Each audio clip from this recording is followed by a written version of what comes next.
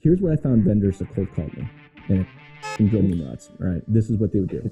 They would spend, but they would never take a minute. All right, but they would spend 5 minutes. All right, and for that 5 minutes, they would tell me how they know how to run my business better than me.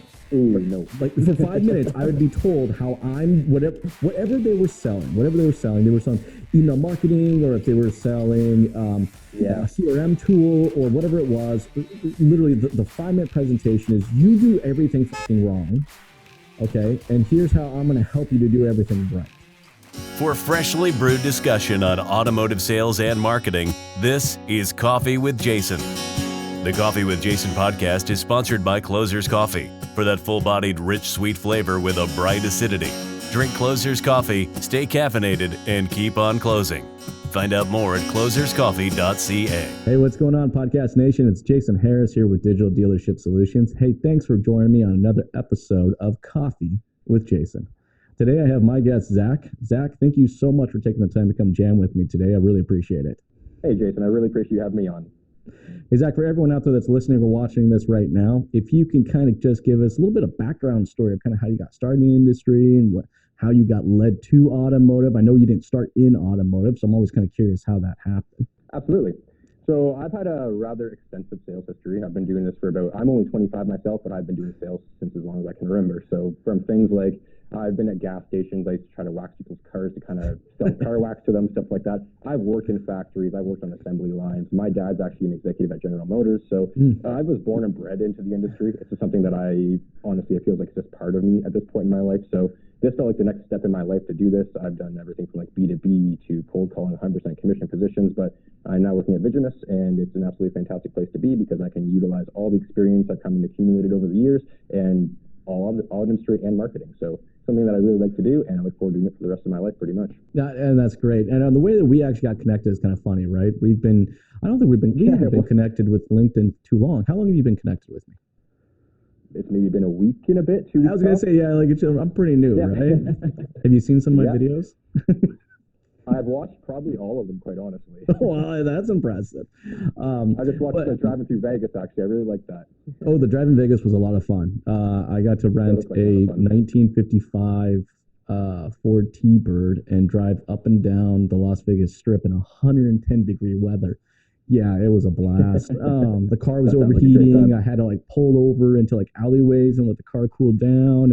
It was yes. No way. Yeah, I was gonna say I should do a behind the scenes of that series because it was quite funny. I'd be literally, the car's overheating. We better pull over.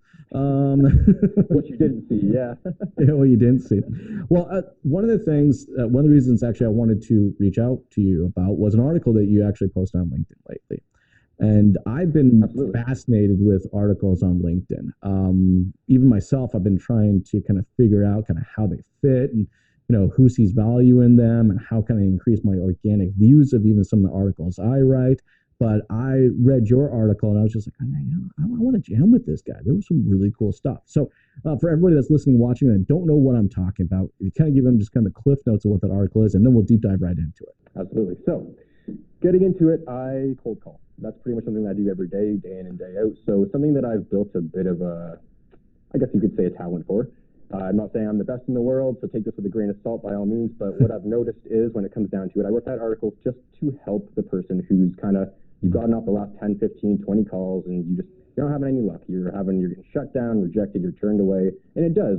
There's almost a stigma to cold calling that after those calls, it's hard to get back on the phone, right? I'm sure you've experienced that yourself. So just to kind of get through, obviously the law of averages wills it so that you will get that eventually. But I'm trying to break through that barrier of 1 in every 10. Why not? Can't we get 5 in every 10? Why can't we get 8 in every 10? So just trying to raise that percentage of who we're actually kind of getting onto there. So that's when I kind of just put all that together of between your tonality, who you're trying to speak to exactly, how you're kind of phrasing your pitch. Are you sounding like more of a robot? Or are you having a built-in script kind of thing? Just kind of different things that I use that, or more or less I don't use at the end of the day, that do help me get through these calls. So I usually tend to make upwards of 100 or so a day. And that's just kind of me prospecting on my own, guys. I try to find people in the area because I'm a regional territory salesperson, right? So trying to find the right people to contact and the right times to do so is a big thing as well. And so I find with a lot of companies out there that, inside sales reps are becoming more and more common, right? When I started in this industry, it was all about the road warriors. It was just literally door to door, banging on doors, shaking hands, kissing babies, just that kind of mentality of just on the road. But I've seen kind of a fundamental shift, and I think that's cool because this is great for the audience out there that are vendors and listening to this, but also to the salespeople out there that are listening to this. I think the approach to the call has fundamentally changed, and you hit the nail on the head on a few of those things. So kind of walk me through the article, and we'll kind of jam about each kind of topic. Absolutely. So starting it off, more or less, I would say tonality is number one. And I'm sure you've heard that 1,000 times from so many different people, sales training, your boss, even just online videos, if anything like that at all. That's what it comes down to, obviously, is if you don't have that tonality there, or if you have too much of it, is what I'm trying to get into now. Because I've worked with a lot of people in the past, present kind of thing, that high-pitched kind of, let's just say, hey, John, how's it going today? Like, no, that doesn't fly with me. Again, if it works for you, by all means, don't break the wheel if it's not going to change anything. But what I want to do is kind of get. Well, you're being nicer than I am, because I would actually say, don't do it. Okay. But no, but seriously, because I've been on the other side of the table, right? I've been the dealer principal. I've gotten those phone calls, and just, instantaneously when I hear that, hey, Jason, what's going on? How's it going? How's your day doing? I'm like, oh, geez, really? No. Yeah. Like, here we go. What the hell do you want? What the hell are you pitching? How the hell did you get past my receptionist? Thank you. And that's exactly it, right? So once you get past that gatekeeper, it's balls in your court. You have a solid sentence to 2 sentences tops to get there, captivate them, have them fully into, wait, who are you? What are you selling, actually? You want them to ask you that, not just say, what the hell are you selling, so I can get you off the phone. Let's just hear the pitch, buddy. Like, that's not what I want to hear. And when I do hear that, that's when tonality goes both ways to me. So if I cut that tonality out and say, hey, Jason, how's it going today, man? Just like, I'm just talking to you. I could be a customer, I could be someone that just a buddy of yours kind of thing. So even when I get to the gatekeeper, I don't do a whole, hey, how's it going? I'm looking to speak to Jason. It's like, no, Jason, please. That's it. That's all I give him. And Super then simple. after that, exactly. So it's like, oh, this person knows you. This person has contacted you before, even if I haven't. And then when I have you on the phone, I'll, hey, Jason, it's Zach. How you doing today? And you kind of run through your mind of, who the hell is this guy? Why am I talking to this person? Then I have you asking me questions. But then if I gauge your tonality from your side of saying, yeah, what's going on? Like, you don't want to speak to me. Like, I can tell right off the bat. So then I have to act fast. You have steps to do. You want to get off the phone. So I want to make that as fast as humanly possible, but also be able to, as I said, to captivate you to ask me more questions so you stay on the phone. So usually I've heard people say that they don't like asking the phrase, is this a bad time? That is one of my favorite things to ask on a cold call, because if that shows that you truly value their time. That's what I know that, look, there's a lot of people that are probably going to disagree with this in the comments down below and whatever way to do it. Of course. But I actually agree with you on that one. I do want to, even my existing clients, ones I already have relationships with, I want to ask them, because I never call someone with the intent of only having a 2-minute phone call. I'm calling them because I know it's going to be, a 7 to 15-minute phone call, right? So I got to ask them, like, are you in a place where you can actually have this conversation? If you got someone on the go, man, I'll call you back later. But no, I think it's a very appropriate question to ask.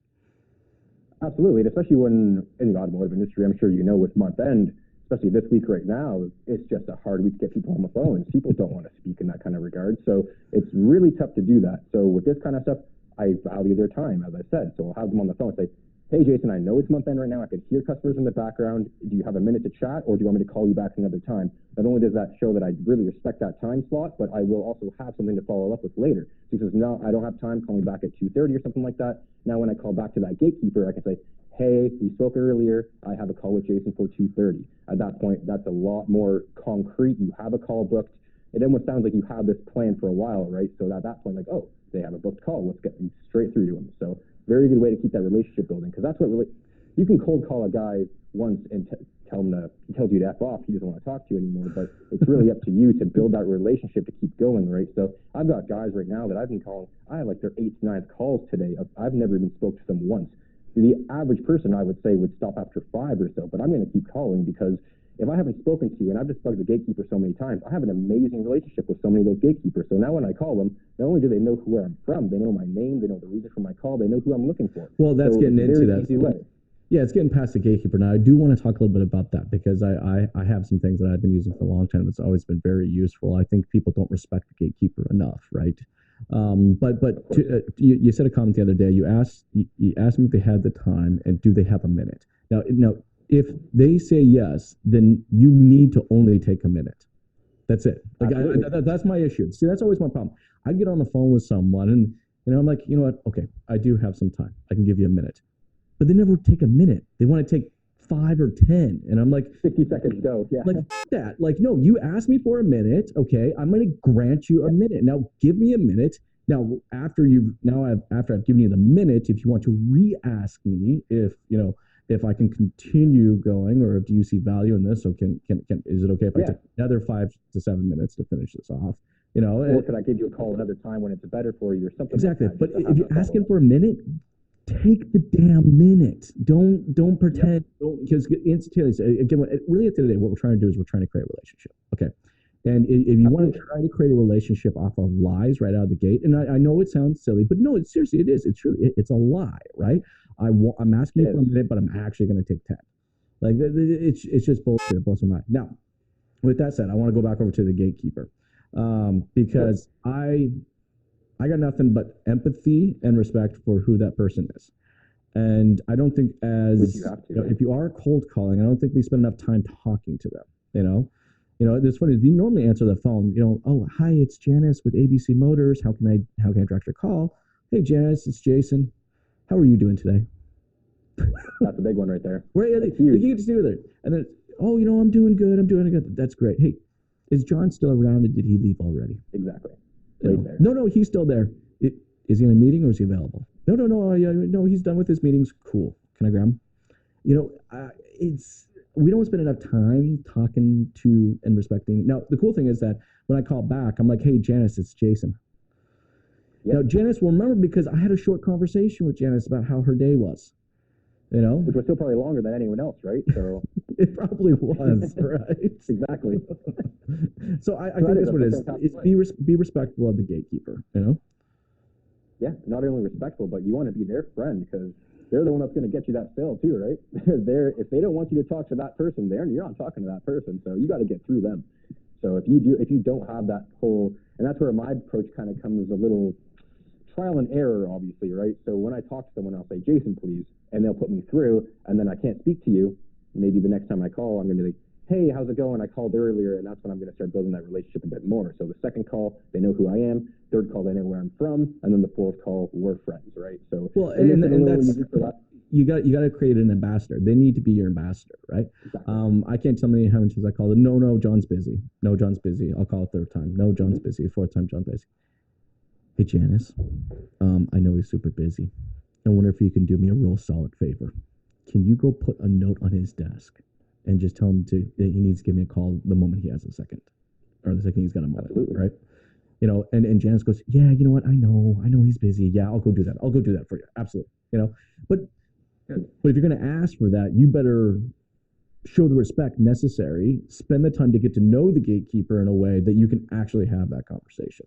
Yeah, and that's just a necessity almost for what we have to do here, right? Because if you're not going to be doing that, as I said, you're not getting through to anybody. They're going to, every single time they call, they recognize your caller ID almost. They're going to say, oh, it's this guy again. I'm not putting this ass through to anybody. So, and then you're stuck in that rut of third call, fourth call, fifth call, and this cycle just keeps going and keeps going. That's something that I'm an avid believer in too, is if I tried to call you about, 6 or 7 times and I haven't connected with you once, I'm going to change my point of contact. I'm going to go on the website, find the staff section, see who's the next in line, like the heir to the throne kind of thing, and go to them. I'm going to talk to them, say, hey, I've tried to connect to your dealer principal, your GM, whoever that is, whether you're a GSM or sales manager, something like that. But yeah, just leaving it at that. It's a good way to kind of feel out everybody in the dealership. And then at the end of the day, maybe there's a manager meeting going on, and those 2 people say, oh, I spoke to Zach. Oh, I spoke to Zach. It's like, oh, there's 2 people who already know who I am, plus the gatekeeper. So it's a good way to get yourself known around there. And I'll be honest with you, that's one of the big reasons I'm starting to become more of a presence online, on LinkedIn, on Facebook, stuff like that. So I'd like to brand myself just the same. So when people call and I hear my name, I'd much prefer them kind of have a good idea of who I am before we even start talking. That's a good question, because it's good to say, wait, and I ask this question to a lot of people when we talk about cold calls. I know a lot of people that make cold calls, right? A lot. How much preparation do you do before the call? Almost too much, Jason. Okay, I do too. See, I do too, and I've actually been given shit for how much preparation I do. You know, I mean, I'll literally, I'll go to social media. I will look up the individual. I'll connect with them on LinkedIn. You know, I want, if there's any way that my name doesn't sound, that they're not hearing my name for the, you know, for the first time, I'll do it. Right? Whatever I can do to make sure it's not the first time they hear my name. Exactly, and that's what I really like about the whole world of LinkedIn and what that's coming to. In contrast with the business world and everything like that, it's absolutely fantastic for that. So that's I do plan on kind of being around. I want to start writing articles on a weekly basis just to kind of do the next thing. I have one in the works right now, just kind of talking about how dealers are marketing to their current clients in their databases and how they're retaining those guys more or less. So I'm just going to keep plugging away at stuff like that. So they, as I said, people kind of know who I am more or less at the end of the day, because Jason Harris calls somebody, they know who it is, right? Zack Fulmer calls somebody. Hopefully. No, not an idea in the world. Yeah. But no, I'll give you an example. I had a call the other day. I've been trying to get a hold of this guy for a while. Finally looked him up on Facebook, was able to find him. Found out that he had been in Miami for the last week. So good reason why I wasn't getting hold of him. So I waited my week, put it into my calendar. The calendar came up. I got Lauren on the phone. Lauren, is Jim back from Miami? Yeah, actually, he just got back today. That's great. I know he's probably super busy, but is he available right now? Yeah, I'll get him. Because I knew that one piece of information, immediately that gatekeeper knew, just assumed, right? Assumption, all right? Assumed that I was a lot closer to the individual than if I was just calling from a cold call. So I'm all about the preparation. Well, it's not going to get you far if you don't have that, right? And that's something that I do every time as well. I like how you said that on between not only LinkedIn, but Facebook is huge for that too, because that's their personal account, right? Like that's not just them trying to be more or less in the industry to kind of show themselves off. This is their life. So when you see their life, that's something you can really identify. What team do they like? What music do they listen to? Like stuff like that. So if it ever does come up, that's not something I usually try to bring up first and foremost. Is like, hey, you listen to the Rolling Stones too? I love the Rolling Stones. Like, that's kind of weird. Then you're on my Facebook. Why are you on my Facebook? You're cold calling me. But so if anything does come up in the future, or if we have a pitch and I get you on a demonstration, on a video call, I have something to talk to you about. Or even, again, for the long run, if I can't connect with you, I do have things that I can do with. Because I like to email people as well. If I've tried to contact you 4 times and I haven't heard a thing from you, I'm going to email you. I'm going to send you a LinkedIn request. I'm going to just try to keep connecting with you any other avenue that you haven't really responded to me quite yet. See, I don't do much email. Again, because being on that's now it's funny because I know your company. That's a core of exactly what you guys do. Absolutely. But I just found being on the other side of that table, knowing, I mean, as a digital person, I was getting 300 emails a day. I'm not shitting. 300 emails a day. You know, so it's like I triage my emails. You know, don't know, don't care, don't know, definitely don't fucking care. And then just delete. And then I would probably go through a second round of triage. And about the third time is when I actually start opening stuff. You know, and I find that actually I'm not the only person out there. I find that a lot of people that are in that position, I call it that executive level position, that does get bombarded with that, triaging their emails is a very, very, very common thing. In fact, actually sometimes they'll have an assistant that will literally triage for them, right? Oh, of course. So I don't know. I just kind of stayed away. I found social is a lot different. I can reach out to social, you know, and in social, I never reach out in a business way as much as, you know, it's like, I'll connect with the person. If they accept the connection, it's never business talk. Like never once business talk. It's just like I see them post that they're going to vacation in Miami. Say, hey, if you're going there, this steakhouse at this place is amazing. You know, hope you have a great vacation. That's it. Like no nothing. But my goal is that when I get them on the phone, they know who I am already. And I didn't have to. Absolutely. I hate having to introduce myself because, to your point, remember we said earlier, I want to get a minute of your time. Well, in that minute, I don't want to spend 30 seconds explaining who the hell I am. And where I'm from, exactly. I want you to know, so I can 60 seconds, I'm going to jam your brain with so much information, you want me off the phone at the end of it, right? So yeah, exactly. Stuff like that's very important. Exactly. I'm glad we see eye to eye on that account. But when it comes down to emails, I was actually fully against them. I did not want to. I didn't even like it when I saw people doing that. It didn't make sense to me. It's like, I can't use my voice. I can't speak to this person using the skills I have to talk to you. So what am I doing here? But when it comes down to it, the simple fact of the matter is, for example, the other day, I've been messaging like CEOs of auto groups and stuff like that just over LinkedIn. I messaged a CEO, and all I said was, "Hey, thanks for the connection. I've shot you an email. If you want to take a look at it, feel free to call me," or something like that. He called me the next day.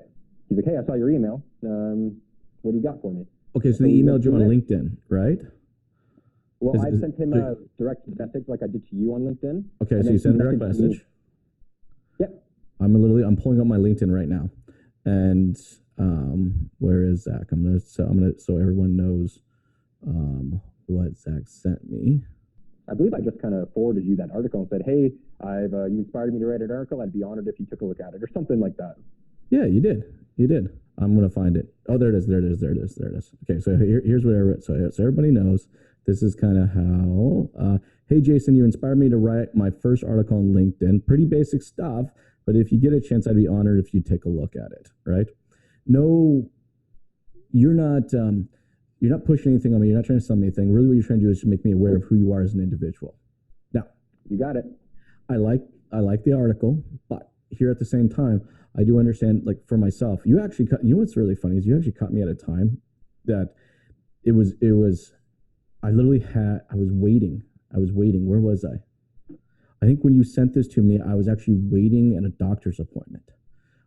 Which is really, because you sent this to me at 1:17 p.m. in the afternoon, right? So I had a doctor's appointment. I was waiting. Okay. And that's really uncommon to me because normally 1:17 p.m. I'm going all day long, right? I would never actually stop to read an article. In fact, actually, I'll be honest with you, I don't read. It's not because I don't like to. It's the time required to do so. Like I always like. So that's why I listen to a lot of audiobooks, because I can get two birds with one stone. I'm driving and consuming at the exact same time, right? But you just happen to catch me at this one moment where I actually could read something. But what I would say, and it worked, right? It did work. But what a lot of people I don't think realize, and I know people can't see what I'm doing here, but that means you should watch the video if you're listening to the podcast. Is the video messaging function on LinkedIn is one of the most uncommonly used functions I've found on all messaging. So I send videos all the time. In fact, actually, I get responses back. I didn't even know this was available. So I can actually, it's only up to 2 minutes, all right? But I can go in here, hit the video button, turn the video around for me, and be like, "Hey, Zach, what's going on? It's Jason Harris here with Digital Dealership Solutions. Hey, man, I just wanted to connect with you on LinkedIn. I really dig what you're doing, and you can just keep it up. It's great. Thank you so much for your time. I look forward to talking to you." And hit send. So now I just sent that to you, by the way. Oh, nice. But that's, again, what we're trying to do is we're trying to set up ourselves for success on the cold call, all right?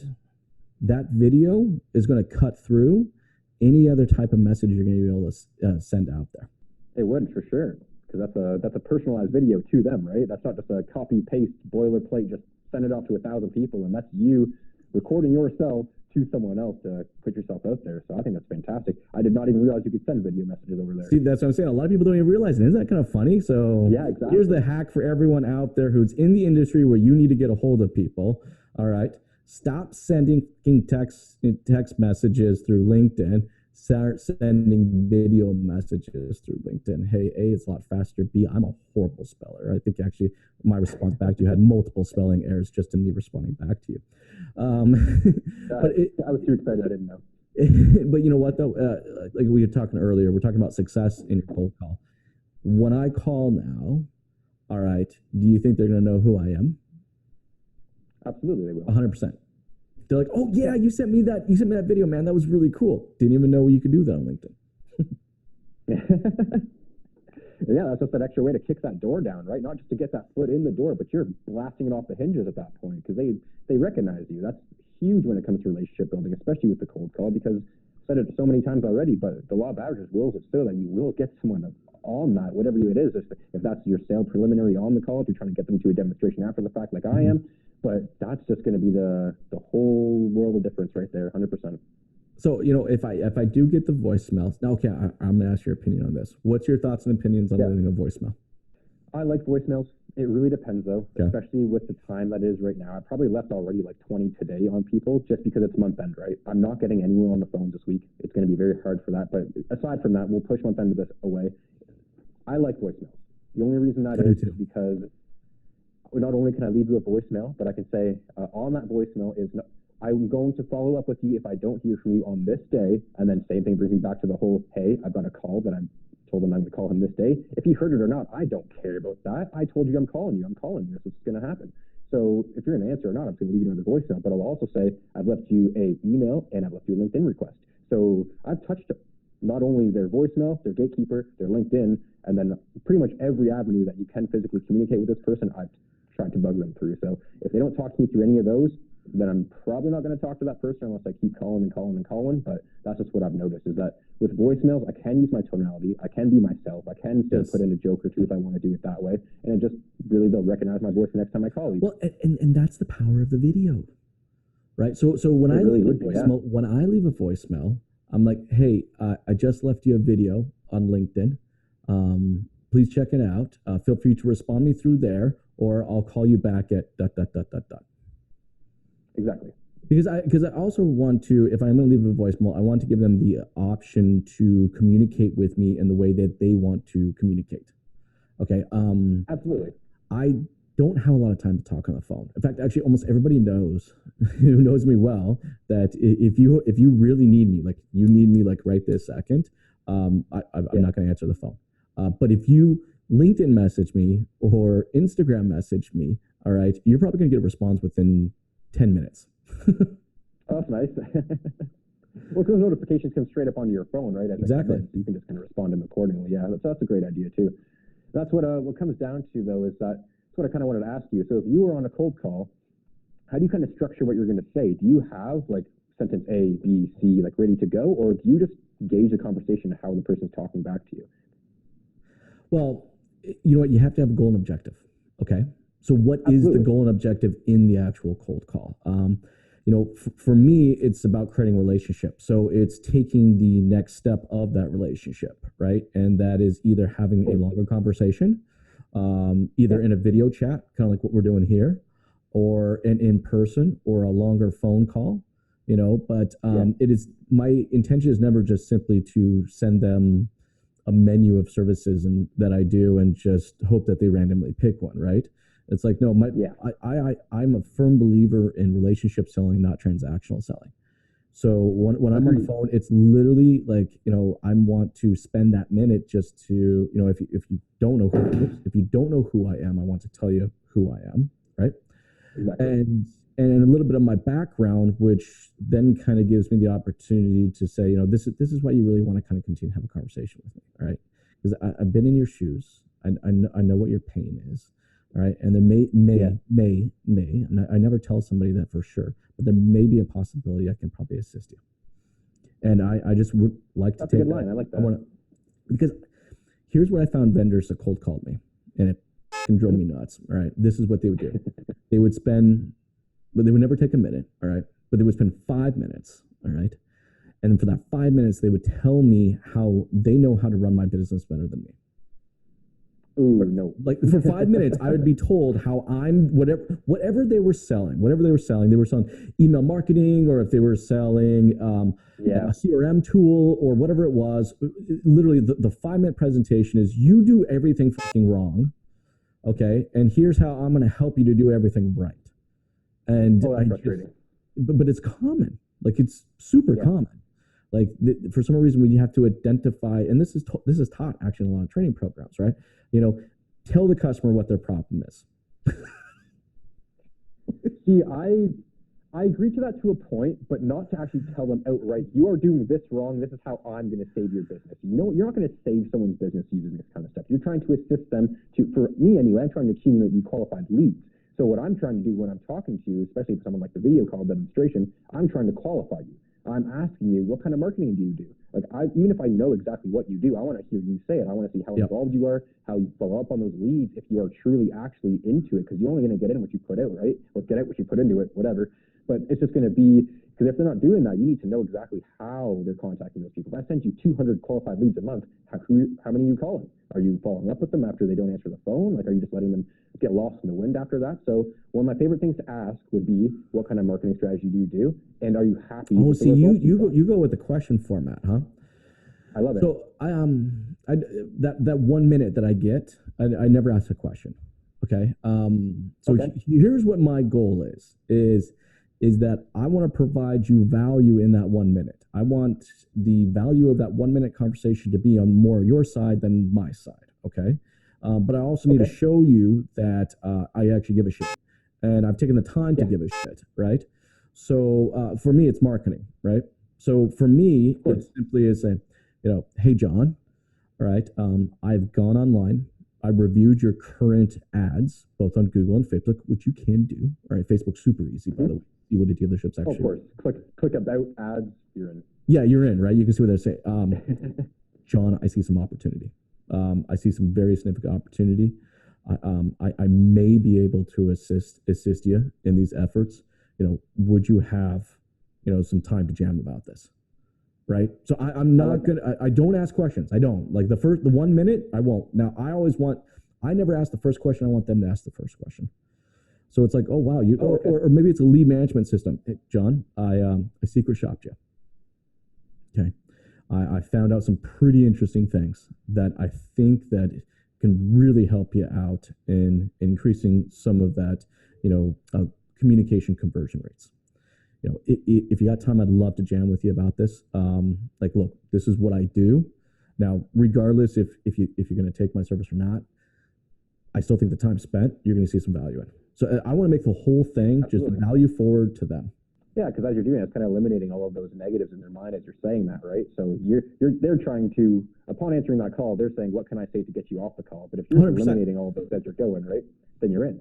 So yeah, I'm just saying that the may. Well, it's always a may, because I can never guarantee. You know what? If someone on the phone in the first 5 minutes tells me they can guarantee something, I'm done.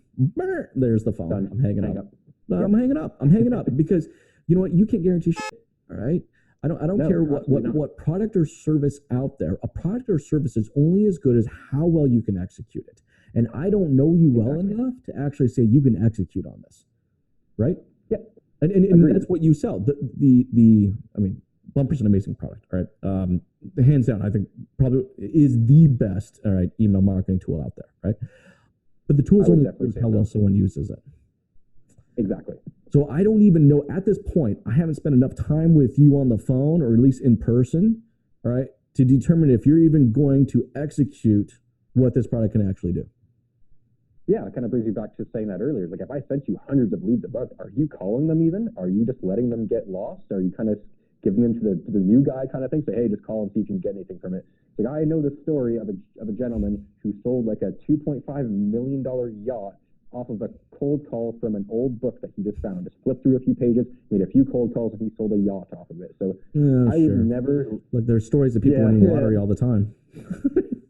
Exactly, right? So it's not going to be an everyday thing, but it's just when I see that and I see names in my call list that's like, I've called this guy a bunch of times already, I'm not getting discouraged because he just genuinely hasn't had a chance to talk to me, because I know when he talks to me, he will see value in what I have to say, whether he's going to use it or not, that what I have can sincerely help your business, but you need to be able to work on it. It's not going to do this for yourself. You're not going to become the best dealership in the city kind of thing overnight, but you're going to have to really work on it if you're going to get those leads out. So it's just going to come down to if they're closing those deals as well. So if you call all those qualified leads and not one person wants anything to do with you, I'm at a loss because I've just sold you this product and you haven't closed one sale, right? So you're right. You have to absolutely make sure they're qualified, you're qualified. You got to make sure that they can actually execute it, whatever the hell it is, right? So normally, like I said, I do marketing. So when I lead off with that, and I'm like, look, I looked at what the ads you're running. I see a lot of opportunity. Then I usually shut the hell up, right? I shut up because one of two things are going to happen. He's going to say, no, I'm actually very happy with it, or well, what'd you see?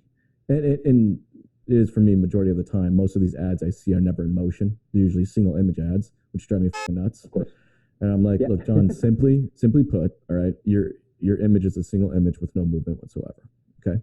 We have seen in the industry an easy, on average, 25 to 30% increase in engagement when the ad has movement to it, motion. Absolutely. All right. That's something I may be able to assist you with. See, and that's something right there, because if you're trying to kind of landmine, say that you're working with one of your competitors at the time too, and you're saying, I can help you. Whatever you're using, scrap it. It sucks. I'll be able to actually... What if they love the service? What if they... No, seriously. Dude, I've been in meetings where literally they brought in their other vendor, the vendor they're currently working with right now. And I actually sat there. Oh, yeah, hell yeah. I was actually just in one yesterday. Literally yesterday, I showed up to a session, and they literally brought, I'm like, wow, you're bold. Wow. That is bold. Well, look, I just, but I don't really have an issue with that. I'm just like, look, here, at the end of the day, an idea is only as good as how we can execute, right? So I'm like, here's, right, can your current vendor execute on animated ads, right? Do they do HTML5 Google ads, right? Do they do video content, right? If they can, great. If you want to stick with them, you're happy with them, that's cool, right? Let me sit down with them. Yeah. All right, let me give them some assistance and some strategies on how they can actually do it better. That's fantastic. And it's that's funny. What that guy's there for, right? Well, that's what he's there for, right? Yeah. Well, at the end of the day, what happens majority of the time, not all the time, but I would say over 70% of the time, the other agency can't execute that.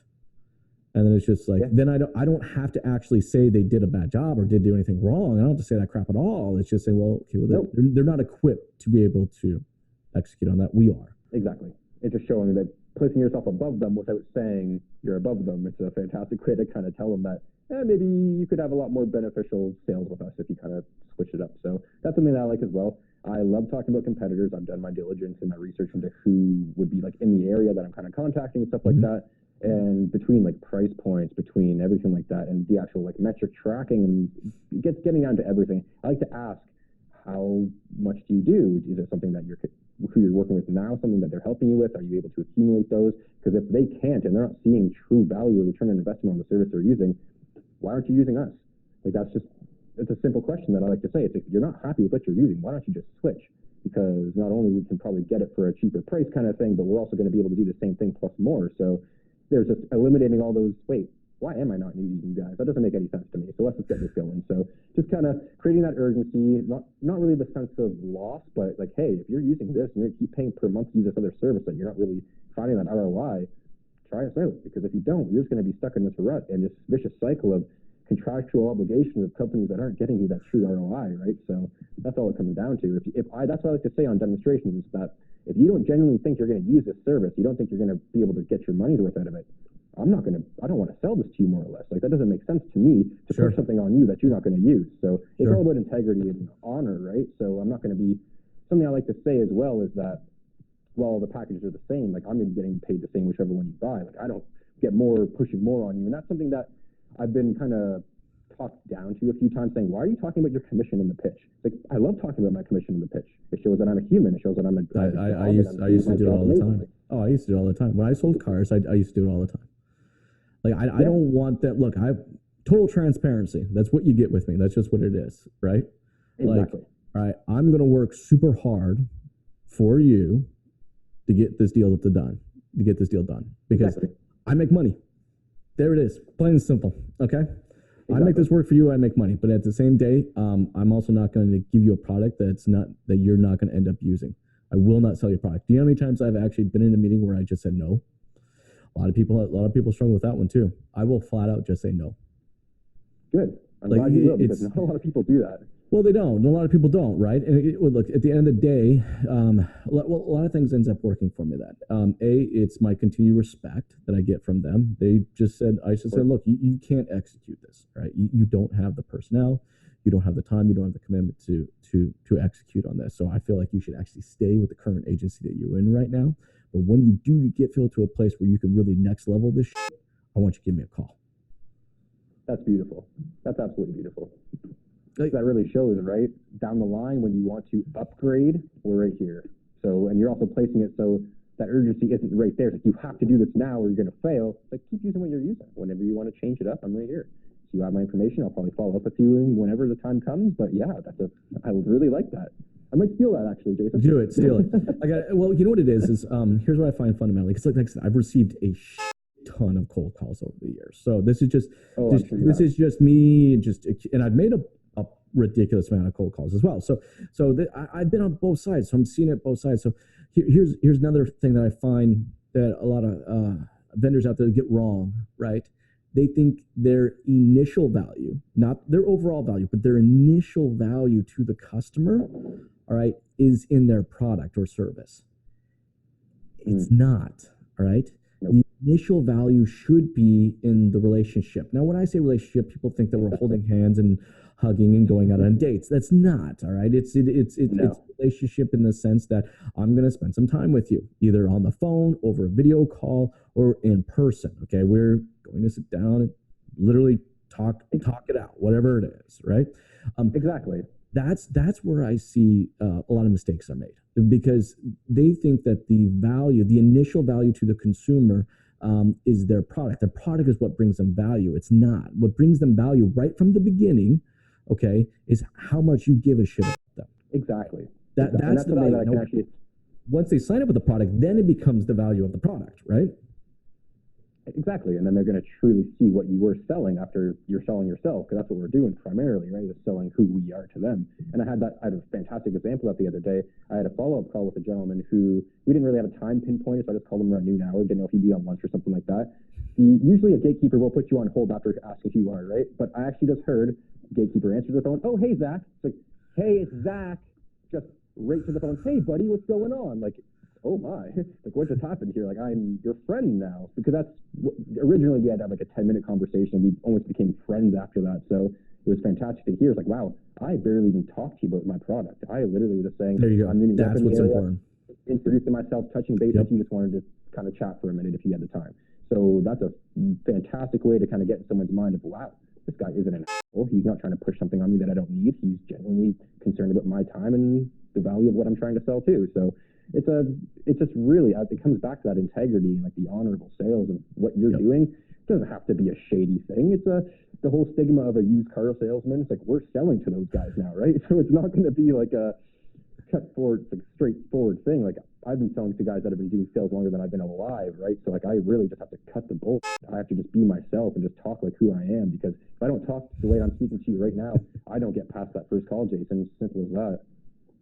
No, and I think, and that's what goes into the preparation, right? And that's what we're talking about. Like, you know, I don't like the word cold call for the simple reason where I think the perception of a cold call is that you didn't prepare for it, that you literally just, because this is what people perceive. They just perceive that I just flipped open a book, that one, and then just started dialing, because that's what they perceive a cold call is.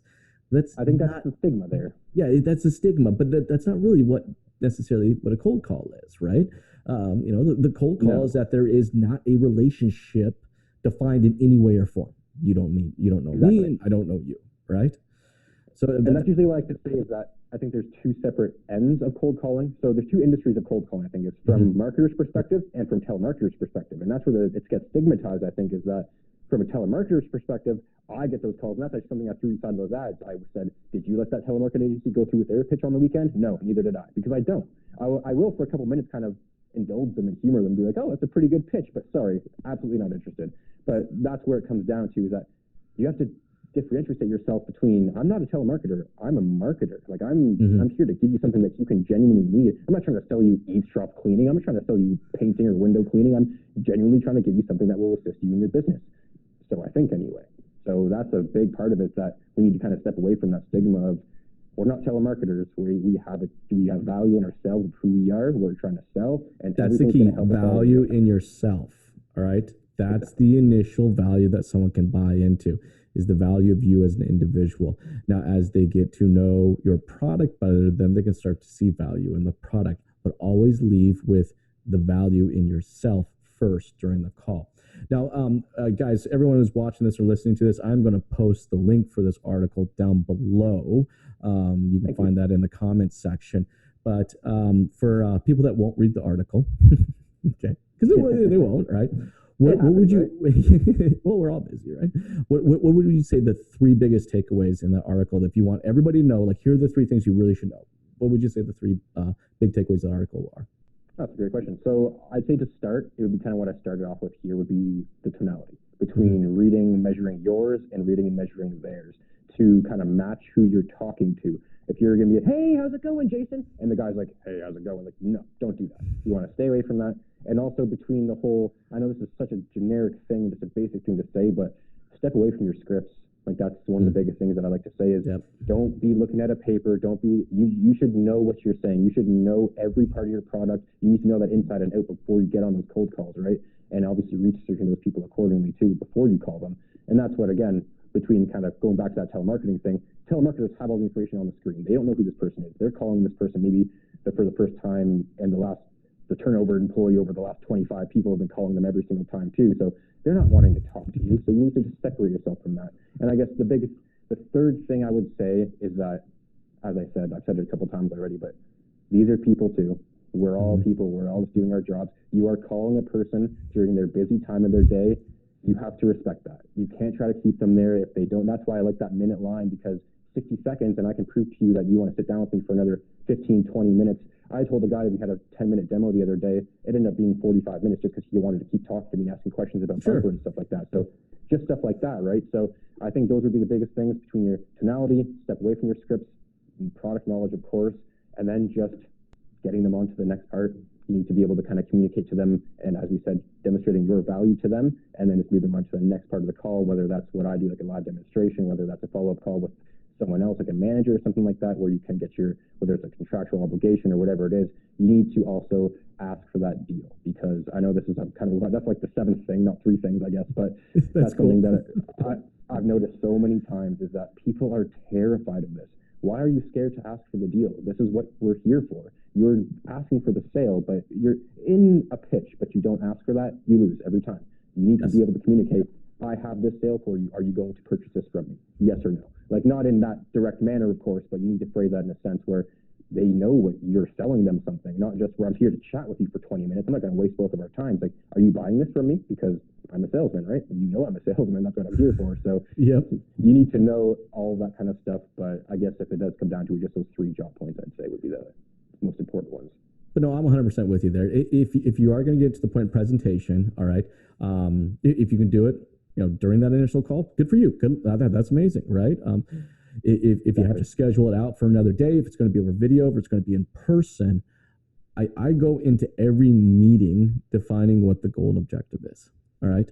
And I am not here to pretend that the goal and objective is this when in reality it's this, okay?